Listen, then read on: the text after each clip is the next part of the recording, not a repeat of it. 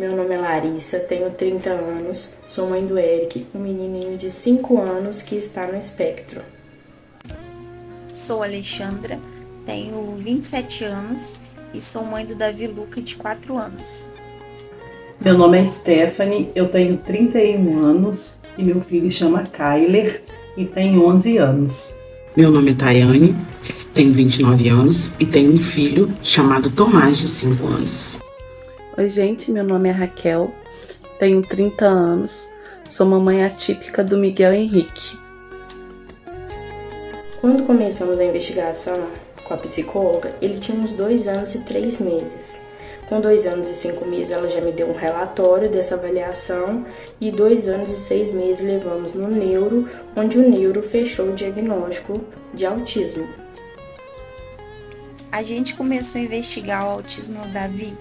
Ele tinha 1 ano e 8 meses e com 1 ano e 11 meses ele teve o pré-diagnóstico com a psicóloga. Nós começamos a investigar o Tomás quando ele tinha 2 anos.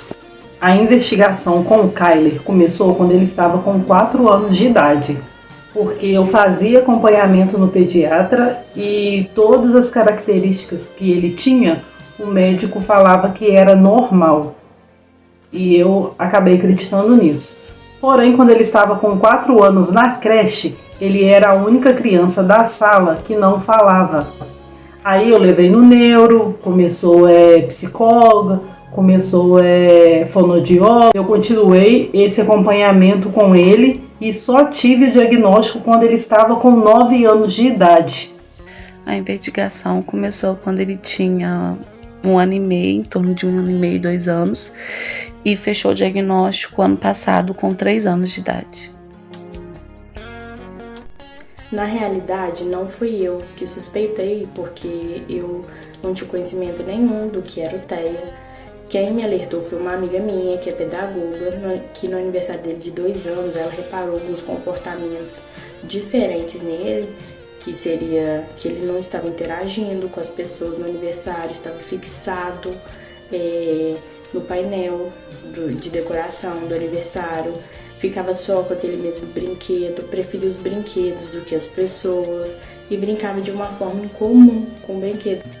O Davi teve um atraso significativo na fala dele, que foi o que realmente chamou muita atenção da gente, mas ele tinha muitas outras características.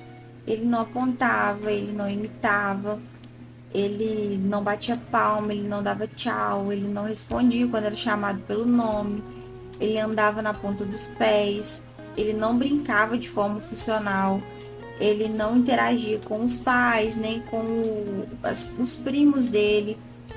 O que nos levou a procurar um profissional para o Tomás foi a regressão da fala dele.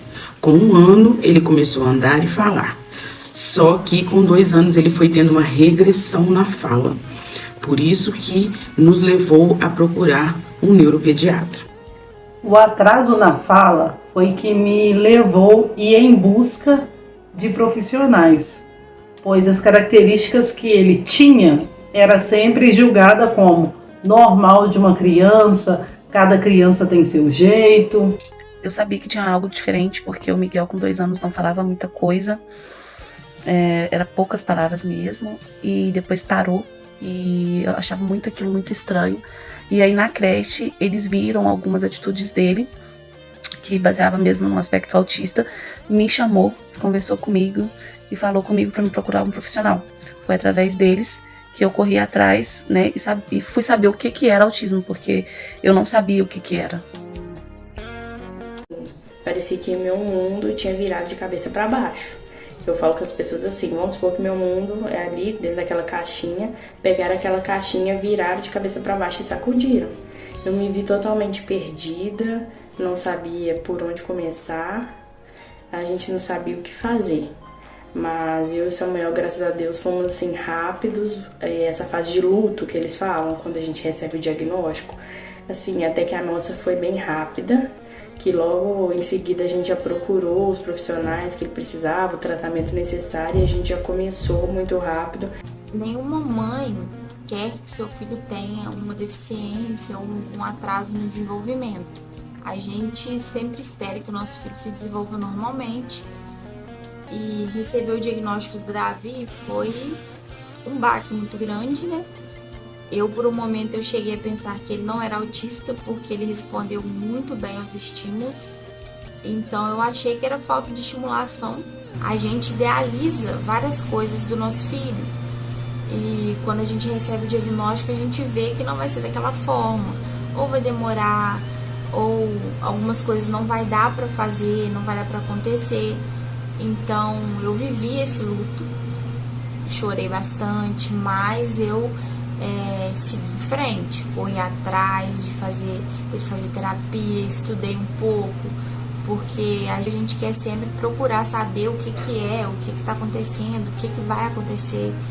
Foi bem duro, na verdade, porque nós não imaginamos nem queremos algum tipo de problema para os nossos filhos. Então, quando a gente vai procurar uma opinião médica, a gente imagina inúmeras coisas e nunca imagina o autismo.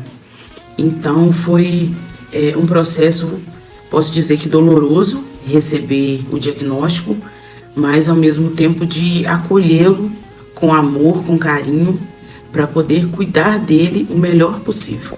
Foi meio que libertador para mim, pois aí eu tinha para onde seguir, porque antes disso eu não tinha nada. Foi duro, mas eu tive para onde ir, porque o que eu ouvia era muito duro. Eu ouvia que era falta de educação minha, eu ouvia que era criança maltratada, malcriada. Eu ouvia tantas coisas que isso me fazia sentir mal. Depois que eu tive diagnóstico, eu consegui entender e eu consegui ver todas as características que ele tinha dentro do autismo, coisa que nenhum profissional me mostrou. Ele, neném, ele já tinha características e isso foi passado para o pediatra e ninguém me apoiou, ninguém me ajudou, na escola também ninguém me orientou, nada disso, apenas me julgaram.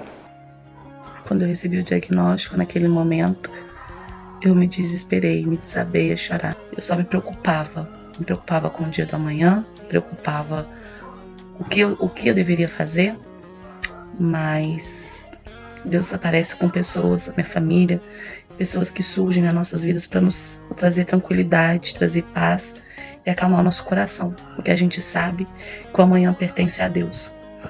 E aí eu fiquei em paz, porque a gente tem que fazer o hoje, que é correr atrás.